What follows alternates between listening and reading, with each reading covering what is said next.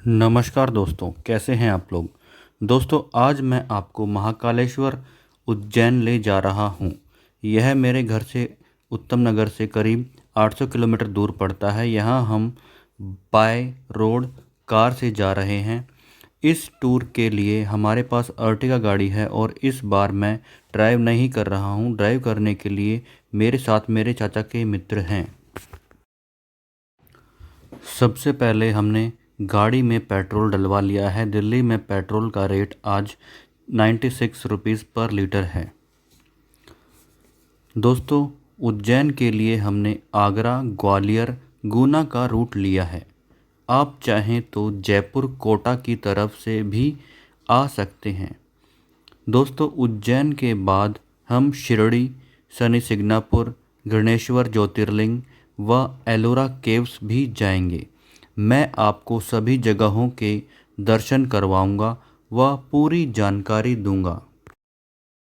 दोस्तों, यदि आप भी गाड़ी से जा रहे हैं तो अपनी पेट्रोल की टंकी फुल करवा लीजिए, क्योंकि आगे चलकर तेल और ज़्यादा महंगा होता चला जाता है। दोस्तों, यह यात्रा मैं अपने परिवार के साथ कर रहा हूँ व साथ में मेरी मौसी व उनकी बेटी भी है।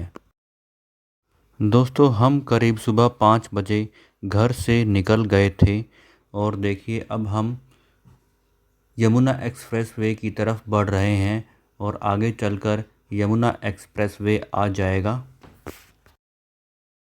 दोस्तों, हम शाम को करीब 7 बजे के आसपास उज्जैन पहुंच गए थे। आप भी जितना जल्दी से जल्दी हो सके सुबह 4-5 बजे घर से निकलिए, ताकि अंधेरा होने से पहले आप शाम तक उज्जैन पहुंच जाएं। दोस्तों, इस यात्रा को लेकर आपका कोई भी सवाल है तो आप हमें कमेंट कर सकते हैं। कमेंट में अपना सवाल भेज सकते हैं या फिर टेलीग्राम पर भी आप अपना सवाल हमसे पूछ सकते हैं। टेलीग्राम के अलावा आप इंस्टाग्राम पर भी हमें अपना कमेंट भेज सकते हैं। सभी के लिंक आपको डिस्क्रिप्शन में मिल जाएंगे। दोस्तों, उज्जैन आप ट्रेन व हवाई जहाज़ के माध्यम से भी पहुंच सकते हैं। उज्जैन का सबसे नज़दीकी एयरपोर्ट इंदौर में है, जो कि यहां से 53 किलोमीटर दूर है। उज्जैन का रेलवे स्टेशन मंदिर से केवल 2 या 2.5 किलोमीटर दूरी पर स्थित है। सामने देख सकते हैं दोस्तों, सूर्य देवता निकल गए हैं और इस समय हम यमुना एक्सप्रेस वे पर हैं। दोस्तों, सुबह का यह सुंदर नज़ारा बड़ा ही मनमोहक है और हमें काफ़ी मज़ा आ रहा है। पूरी फैमिली को काफ़ी अच्छा लग रहा है। गाड़ी का दोस्तों अपना अलग ही मज़ा है। कहीं भी गाड़ी रोको, कहीं भी खाना पीना खाओ, एंजॉय करो। गाड़ी का एक सफ़र का अपना ही अलग मज़ा होता है। महाकालेश्वर ज्योतिर्लिंग 12 ज्योतिर्लिंगों में से तीसरा ज्योतिर्लिंग है दोस्तों। यह ज्योतिर्लिंग काफ़ी शक्तिशाली ज्योतिर्लिंग है दोस्तों। इसके अंदर कई रहस्य छुपे हुए हैं जिनका वैज्ञानिकों को भी ठीक से पता नहीं चल पाया है। ये हमारा शैतान बंदर बिल्कुल भी नहीं मानता है। पीछे तीनों बच्चे सो गए हैं, पर इसकी आंखों में नींद का कोई नामो निशान नहीं है। ये सफ़र को पूरा एंजॉय कर रहा है छोटा बच्चा। आगे चलकर मैं आपको इसकी पूरी कहानी सुनाऊंगा। इस ज्योतिर्लिंग ने क्या क्या सहा है, कितने वर्षों तक इसे छुपाकर कुएं में रखना पड़ा, कितने आक्रमणकारियों से इसे बचाया गया, किसने इसकी पुनर्स्थापना की, इसकी पूरी जानकारी आपको दूंगा। यह यमुना एक्सप्रेसवे का आखिरी टोल है। इसके बाद आगरा क्रॉस करने के बाद दोस्तों आगे एक राजस्थान का छोटा सा टुकड़ा आता है, जहां से हम अपनी गाड़ी में दोबारा से पेट्रोल फुल करवा लेते हैं, क्योंकि आगे एमपी में चलकर पेट्रोल और महंगा हो जाता है। तो जितना हो सके आप भी एमपी बॉर्डर पर पहुंचने से पहले पहले ही अपनी टंकी को फुल करवा लीजिए। बच्चे सफ़र का पूरा मज़ा ले रहे हैं, सभी एंजॉय कर रहे हैं और सबको अब भूख लग गई है, तो आगे रुककर हम एक छोटे से ढाबे पे गौर से नाश्ता देखिए करते हैं। इन लोगों को, ये सभी लोग यहाँ पर चाय पीने के लिए रुक गए हैं। ठीक है, अब इनको यहाँ चाय पिलाई जाएगी और हल्का फुल्का नाश्ता करवाया जाएगा। होटल है यहाँ पे आशीर्वाद होटल। Okay, very good. नाश्ता हम लोग घर से बनाकर लाए थे। यहाँ से हम चाय लेते हैं और हल्का फुल्का जो कुछ खाने के लिए सब्ज़ी वगैरह मिल जाते हैं तो ले लेते हैं, और सभी लोग नाश्ता करने के बाद आगे बढ़ते हैं। हमारे ड्राइवर साहब वो खाली चाय पीते हैं, खाली नाश्ता वगैरह कुछ नहीं करते। वो कहते हैं कि मैं रात को ही खाऊंगा, अगर बीच में खाऊंगा तो मुझे नींद आएगी, इसलिए वो पूरा दिन कुछ नहीं खाते, खाली चाय में गुजारा करते हैं और वो रात को जाकर ही खाना खाते हैं। दोस्तों, मुग़ल शासक इल्तुतमिश, जो कि उस समय दिल्ली पर शासन कर रहा था, उसने इस मंदिर को तोड़ने व शिवलिंग को नुकसान पहुंचाने के लिए इस पर हमला कर दिया। उसी समय इस शिवलिंग को पास के बने एक कुएं में छिपा दिया गया। उसके बाद कई मुग़ल शासकों ने यहाँ पर हमले करने की कोशिश की और करते रहे।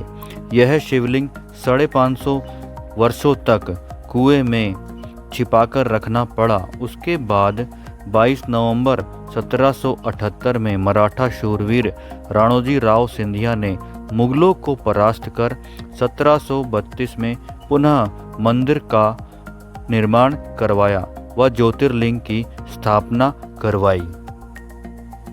दोस्तों, यदि आप भी भोलेनाथ के भक्त हैं तो कमेंट में जय महाकाल लिखना मत भूलिएगा और वीडियो को ज़्यादा से ज़्यादा शेयर कीजिएगा।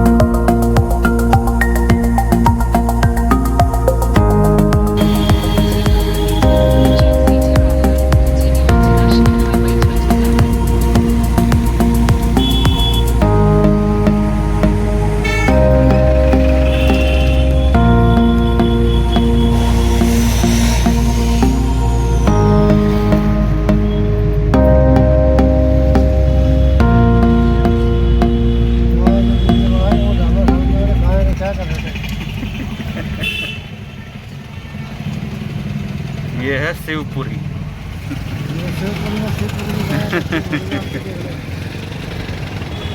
अभी हम शिवपुरी से गुज़र रहे हैं। यहाँ रोड पर इतनी गायें हैं, इसकी वजह से बहुत परेशानी हो रही है, ट्रैफिक ठीक से नहीं चल पा रहा है। मेरे यहाँ के म्युनिसिपल कॉरपोरेशन से निवेदन है, कृपया इन गायों का कुछ ना कुछ इंतज़ाम करें। इनकी वजह से एक्सीडेंट भी हो सकते हैं और लोगों को काफ़ी असुविधा हो रही है।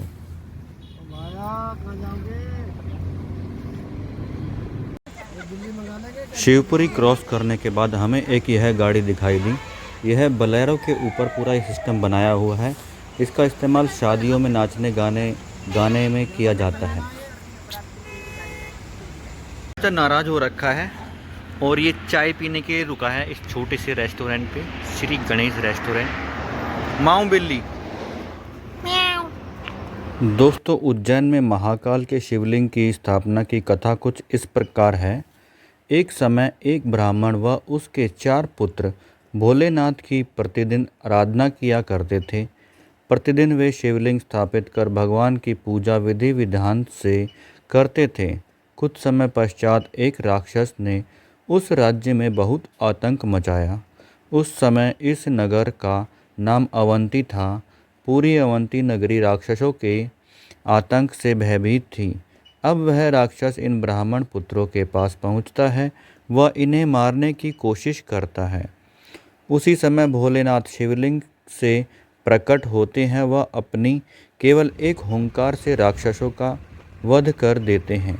भोलेनाथ उन ब्राह्मण पुत्रों से वरदान मांगने को कहते हैं तो ब्राह्मण कुमार भोलेनाथ से आग्रह करते हैं कि हे प्रभु, आप हमारी रक्षा के लिए सदा यहीं महाकाल के रूप में विराजमान रहें।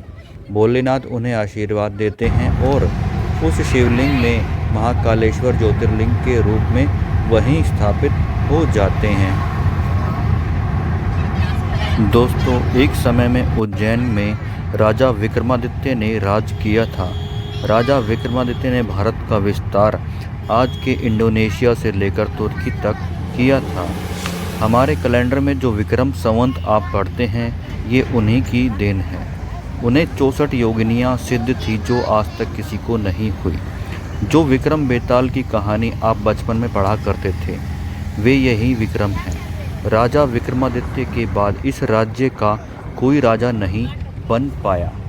कहते हैं कोई भी राजा या मंत्री इस राज्य में एक रात भी रुकने की कोशिश करता है तो उसका राजपाट समाप्त हो जाता है। यहाँ के राजा केवल एक ही हैं और वो है महाकाल। दोस्तों, कहते हैं मंजिल से ज़्यादा मज़ा सफ़र का आता है, तो मैंने आपको यह पूरा सफ़र अपने वीडियो में दिखाया है। और अब देखिए आगे सिंगल रोड आ चुका है और जल्दी ही हम उज्जैन पहुंचने वाले हैं। दोस्तों, आगे भाई पहुंच गए हैं महाकाल की नगरी उज्जैन में। दोस्तों, यहाँ हमने होटल रूम किराए पर ले लिया है, जिसका एक रूम का किराया हमें पड़ा है 1500 रुपये, जिसमें 2 डबल बेड हैं। और होटल पर सामान रखने के बाद और फ्रेश वगैरह होने के बाद हम निकल पड़ते हैं उज्जैन मंदिर की तरफ। मंदिर तक होके आते हैं, देखते हैं रास्ते में क्या क्या मिलता है। सबसे पहले हमने यह दूध की दुकान देखी है। भाई साहब, हमने यहाँ पे दूध का आनंद लिया। दूध का रेट था 40 रुपीज़ और हमें कुल्हड़ में दूध मिलता है। बहुत बढ़िया लगा इस दुकान पे हमें। शिव कृपा रेस्टोरेंट। दोस्तों, अभी हम केवल मार्केट घूमने के लिए निकले हैं। देख रहे हैं, गए हैं कि मार्केट में क्या क्या है, और गेट तक हम पता करने गए हैं कि किस समय सुबह दर्शन होंगे, किस समय आरती वगैरह होगी और कितनी लंबी लाइन लगेगी, और भी सभी चीज़ें हम इस समय पता करने के लिए गए हैं। रास्ता वगैरह देखने गए हैं ताकि हमें सुबह कोई दिक्कत ना हो, हम सीधे मंदिर में पहुंच जाएं। और हर चीज़ हमने यहाँ पे पता कर ली है, किस समय क्या क्या यहाँ पे होना है। पूरी डिटेल मैं आपको बताऊँगा, तो बने रहिए हमारे साथ, देखिए वीडियो में और आगे क्या क्या होता है। इसके बाद जो अगला पार्ट आएगा उसमें मैं आपको महाकाल के दर्शन भी करवाऊंगा। दोस्तों, यहाँ आप देख सकते हैं सामने महाकालेश्वर ज्योतिर्लिंग टेम्पल है। यहीं हमें सुबह जाना है। इसकी लाइटिंग बहुत ही सुंदर लग रही है। इसका लाइटिंग का कलर बार बार चेंज हो रहा है, कभी पिंक हो रहा है, कभी ग्रीन हो रहा है, और देखने में यह मंदिर बहुत ही सुंदर नज़र आ रहा है। दोस्तों,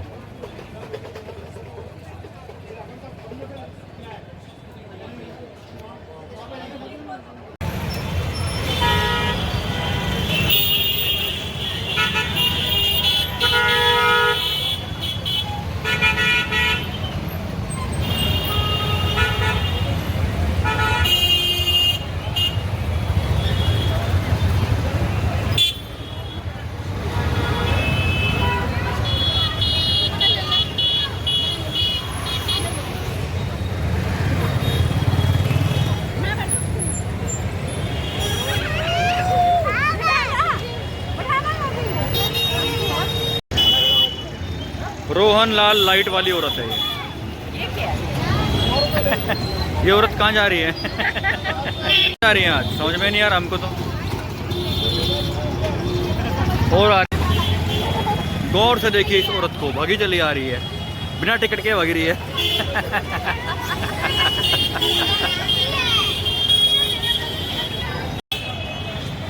और ये डोली मैडम बहुत थक गई है।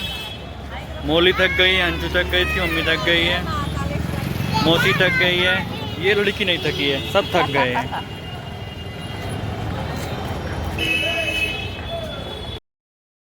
तो दोस्तों सभी चीज़ें पता करने के बाद अब हम वापस चल पड़े हैं होटल की तरफ। हमने सभी चीज़ें यहाँ पता कर ली हैं। सुबह भस्म आरती में हम नहीं जा पाएंगे क्योंकि वह काफ़ी जल्दी 4 बजे होती है और 4 बजे बच्चों के साथ जाना मुश्किल है, इसलिए हमने सुबह 8 बजे का प्लान बनाया है। सुबह 8 बजे हम दर्शन करके शिरडी के लिए निकलेंगे और अगली वीडियो में मैं आपको पूरा मंदिर दिखाऊंगा, अंदर तक लेके जाऊंगा, सभी जगह आपको मंदिर की मैं दिखाऊंगा। यहाँ एक छोटी सी झील है, उसके भी दर्शन कराऊंगा दोस्तों। और अंदर मंदिर का नज़ारा काफ़ी अच्छा है, हमने बहुत अच्छे दर्शन किए हैं। और बिल्कुल मंदिर के अंदर तक जाने के लिए यहाँ पे एक अलग से एक्स्ट्रा चार्ज लेते हैं। किसी ने हमें बताया 1500, किसी ने 2100 रुपये बताया। बिल्कुल अंदर तक मंदिर के लेके जाते हैं वो लोग दर्शन करवाने के लिए, बिल्कुल शिवलिंग तक लेके जाते हैं। तो वो चीज़ हमने नहीं की है, हम नॉर्मल लाइन में लगे हैं और नॉर्मल पब्लिक की तरह हमने दूर से ही प्रभु के दर्शन किए हैं। देखिएगा आप भी अगली वीडियो में। और भी कई चीज़ें पता चली हैं हमको। जो भस्म आरती होती है उसकी जो लाइन लगती है, सुबह लगती है, उसकी रजिस्ट्रेशन होता है उसका, जिसकी फ़ीस कोई नहीं है, फ्री में आपको रजिस्ट्रेशन और उसकी स्लिप मिल जाती है, खाली लाइन में आपको लगना पड़ता है दोस्तों। तो चलिए मिलते हैं अगली वीडियो में। आपका कोई भी सवाल हो तो हमें कमेंट में पूछ सकते हैं या फिर टेलीग्राम पर भी हमें मैसेज कर सकते हैं, सभी के लिंक आपको डिस्क्रिप्शन में मिल जाएंगे। और दोस्तों बताइएगा आपको हमारी वीडियो कैसी लगी, अच्छी लगी हो तो हमारे चैनल को जरूर सब्सक्राइब कर लीजिएगा। धन्यवाद।